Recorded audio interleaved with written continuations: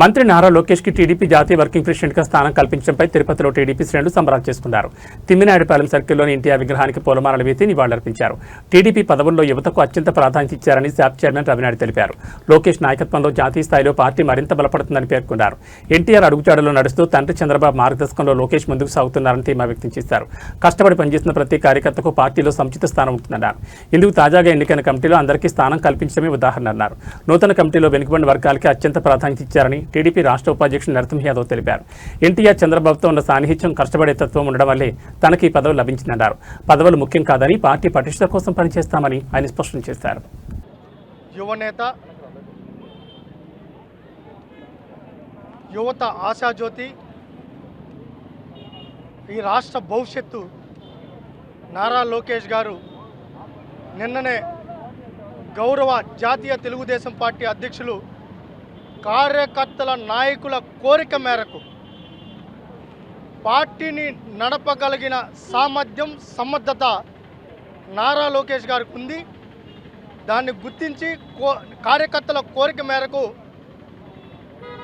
జాతీయ Telugu Desam party working ప్రెసిడెంట్గా నిన్న ప్రకటించడం రాష్ట్ర వ్యాప్తంగానే కాదు, యావత్ తెలుగు జాతి మొత్తం 3.0 స్టార్ట్ అయిందనే పరిస్థితి ఈరోజు రాష్ట్రంలో ఉంది. రాష్ట్ర వ్యాప్తంగా సంబరాలు చేసుకుంటున్నారు. ఇటు తెలంగాణలో కూడా నారా లోకేష్ గారిని జాతీయ వర్కింగ్ ప్రెసిడెంట్ అనౌన్స్ చేసినాక తెలంగాణలో కూడా పార్టీకి పూర్వ వైభవం వస్తుందనే నమ్మకం కూడా కార్యకర్తల్లో మళ్ళీ ఆనందం వ్యక్తం చేయడం జరిగింది.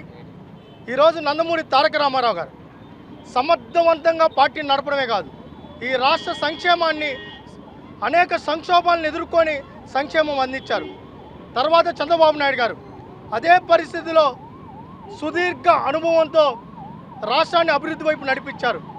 పార్టీకి అనేక ఒడిదుడుకులు వచ్చినా, అనేక ఇబ్బందులు వచ్చినా, ఇందిరాగాంధీ కాడి నుంచి జగన్మోహన్ రెడ్డి వరకు అందరూ ఇబ్బంది పెట్టాలని చూశారు. ఈ పార్టీనే లేకుండా చేస్తామన్నారు, చంద్రబాబు నాయుడు గారిని లేకుండా చేస్తామన్నారు, లోకేష్ని లేకుండా చేస్తామన్నారు. కానీ ఈరోజు చూస్తే వాళ్ళే లేకుండా పోయారు.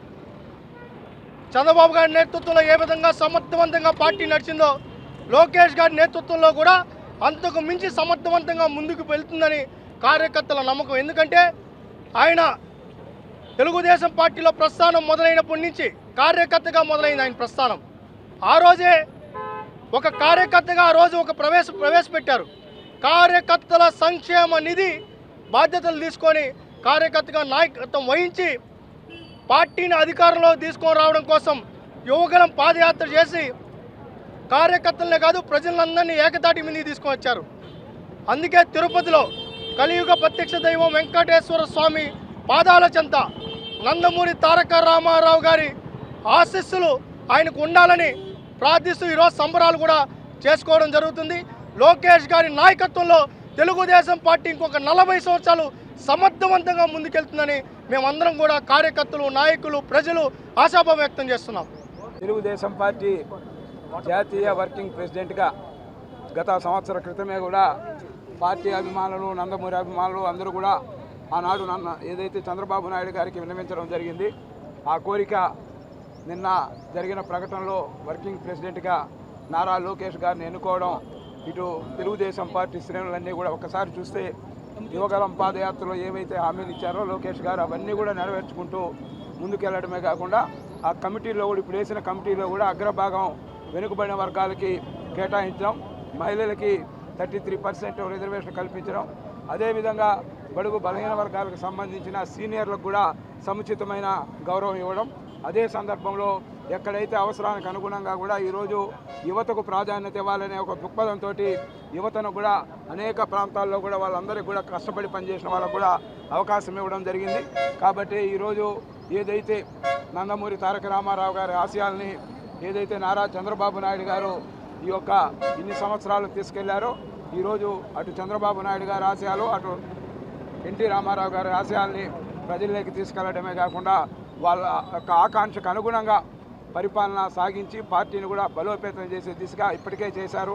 పార్టీ కార్యకర్తలకు ఏదైతే దీనికి సంబంధించిన ఆపదలు ఆదుకునే విధంగా అనేక కార్యక్రమాలు చేయడమే కాకుండా ఇన్సూరెన్స్ కూడా దేశంలో ఎక్కడా లేని విధంగా నారా లోకేష్ గారి ఆధ్వర్యంలో పార్టీ కార్యకర్తలకు ఇన్సూరెన్స్ ప్రవేశపెట్టిన చరిత్ర ఒక నారా లోకేష్ గారికే దక్కుతుంది.